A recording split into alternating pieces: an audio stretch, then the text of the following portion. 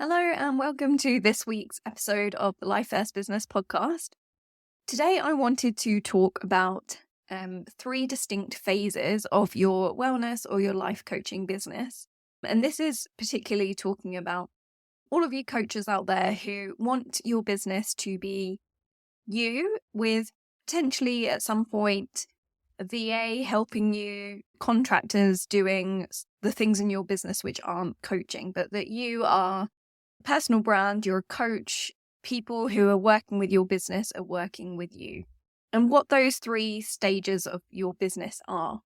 And the reason I think it's really useful to understand what these three stages are is that you can pinpoint where you are according to those three stages, and then also understand what the aims are in those three different stages, what you should be really focusing on, and how you should be working towards moving through those phases. And once you understand that, I think you can get much clearer on where you want to be focusing your time and your efforts, and making sure that you're being strategic according to where you are in your business, instead of trying to do things that aren't serving you in that particular stage.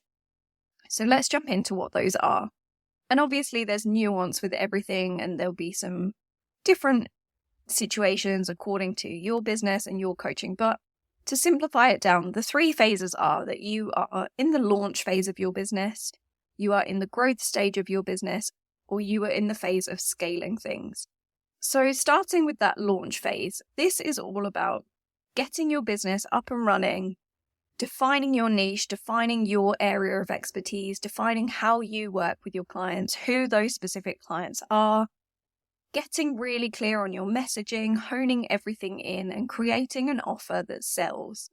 If you were comparing this to a product-based business, this is like the prototyping, the research and development, building your brand, and creating those foundations of your business.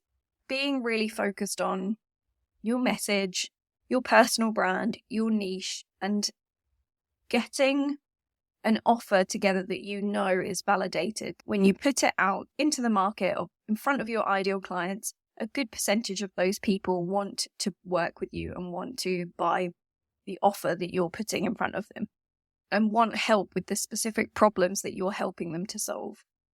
That's stage one of your business. And what a lot of people can end up doing is getting stuck in this phase way too long, because they don't really necessarily understand what that phase is all about and see what the needle moving actions they need to be taking in that phase. So I talked about this last week, but getting bogged down in some of the things that just aren't really necessary in this phase of a business.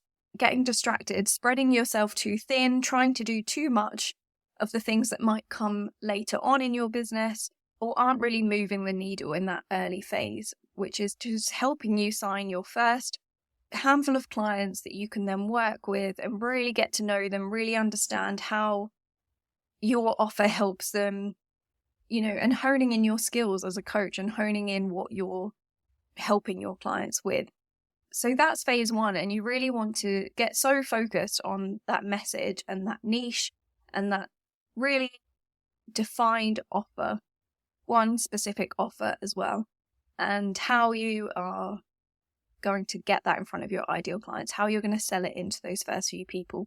Really active selling in this phase. It's about having real conversations with people, being really active about getting out there and not selling in a sleazy way, not cold pitching to people, but building connections with people who you know would be a perfect fit for your offer, and then having conversations, talking to them about how you help them, providing value to them, growing know, like, and trust with those few people, and then talking to them about your offer and inviting them to be a part of it.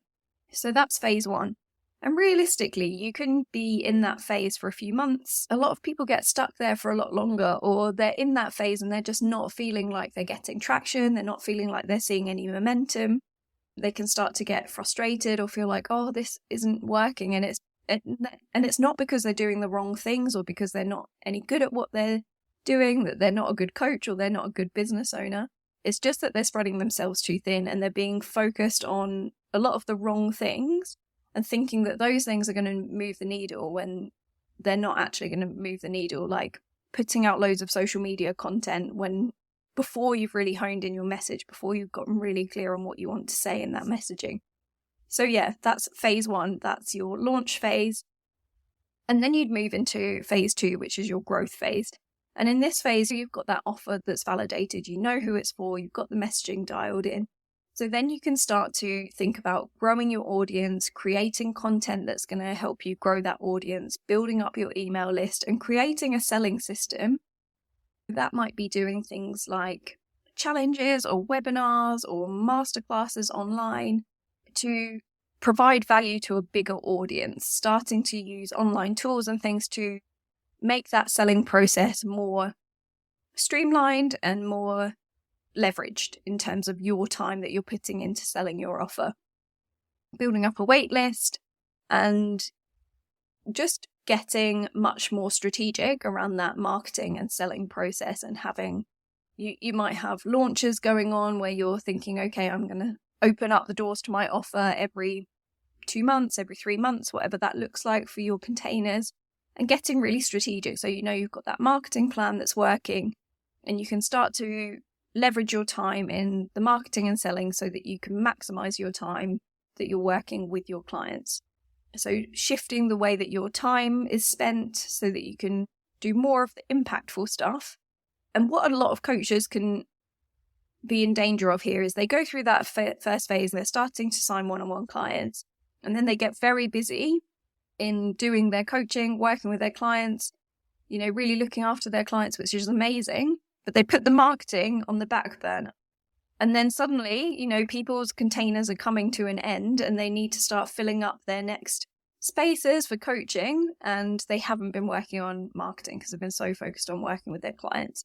So what you want to do when you move into that growth phase is make sure you're still really focused on marketing and selling, and that you're doing something that's more leveraged with your time, more strategic.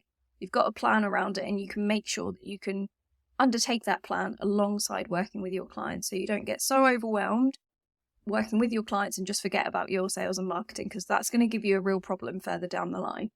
So yeah, that's your growth phase. And this is also where you might think about creating more time leveraged offers. So you might decide, well, I've been working with one-on-one clients for a while. Now I want to create a group program.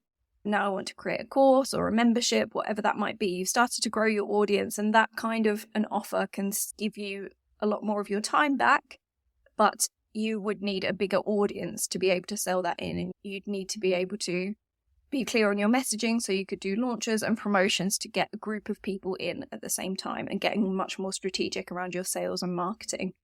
So that's phase 2, and that's your growth phase. And then you'd move into phase 3, which is scaling.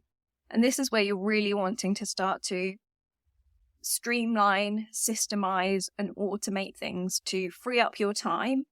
So for example, in that growth phase, you might have been doing live launches every 2 or 3 months to open the doors to your coaching programs. You might be delivering a live masterclass, a live webinar, doing a challenge, whatever it is. And in your scaling phase, that's when you might start to automate that. You might be putting it into a pre-recorded masterclass where people can sign up. They're being delivered a automated set of emails and lots of value and different things to warm them up and get them ready for your offers. You might be putting money into ads, so you're not having to make so much organic content, all those kinds of things where you're at a stage where you're much more confident about the income that you're bringing in, that it's regular and it's stable. And now you're ready to start streamlining and simplifying and automating things so that you can free up much more of your time, start creating more leveraged packages or services or programs, and streamlining everything so that you can get to a point where you're putting in less hours, but bringing in more income and making a bigger impact on your ideal clients and with your ideal audience. So that's phase 3. So I hope that really breaks it up clearly for you. I think having an understanding of those 3 phases can be really helpful to help you think about the mindset that you need to have when you're in all those phases, what the aims are, what you should be focused on, and what you should be expecting as the results. If you're expecting to jump straight into being able to scale things and automate things, your expectations are probably going to be far off the reality of what it's actually going to be like in the early stages of your business. And then you're going to feel like you're spinning your wheels trying to get things working.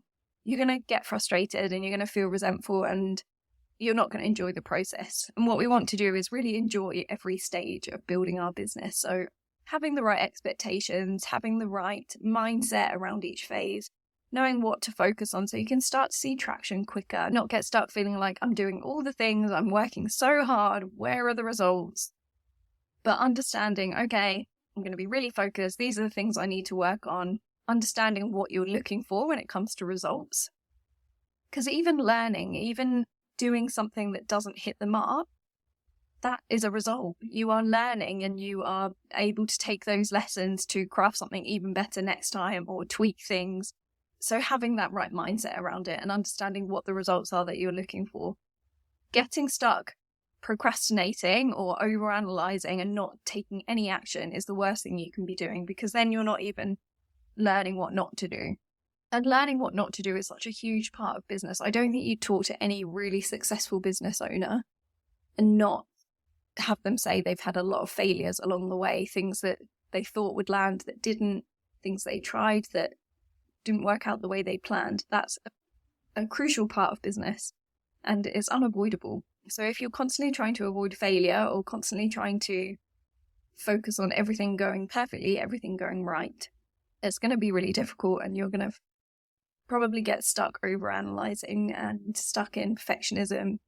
Whereas what we really want to be doing is being focused on experimenting, on learning, on trying things and accepting that failures are going to be just part of that process, moving forward all the time, taking action, and most importantly, really putting yourself and your offer out there, not hiding behind lots of social media posts or fancy websites and just hoping that people will find you. It's really about being active and proactive about being out there and talking about what you've got to offer. So I hope that's a helpful analogy for you to think about those 3 different phases, understand and pinpoint whereabouts you are in your business, and then get quite clear on what you want to be focusing on. If you haven't got a really validated offer that's selling really easily, then you're in that launch phase and you want to be really focused on your messaging, your niche, your offer.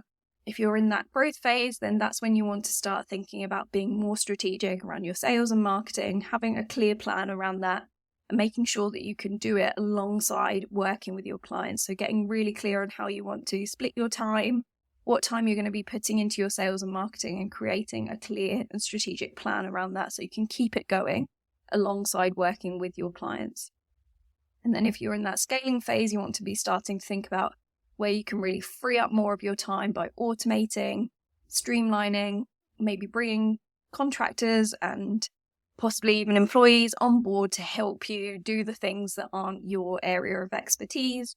So again, that you can free up more of your time to do the bits of your business that you love, coaching your clients, working with your clients, making an impact with your clients. If you found that helpful, I'd love for you to get in touch with me. Let me know. Send me a DM on Instagram. Tell me where you see yourself on that journey, what you're focused on. Has this discussion sort of changed your thinking about your mindset with whatever phase you're in or where you should be focusing your time? And if you ever want to have a one-on-one call with me to strategize any of this stuff, talk about what phase of your business that you're in and create a plan around what you should be focusing on, what actions you should be taking, then you can always book a deep dive session with me, and I'll share the link in the show notes so that if you want to book it, you can, and I'll speak to you then. Have a great week, and I'll speak to you again next week.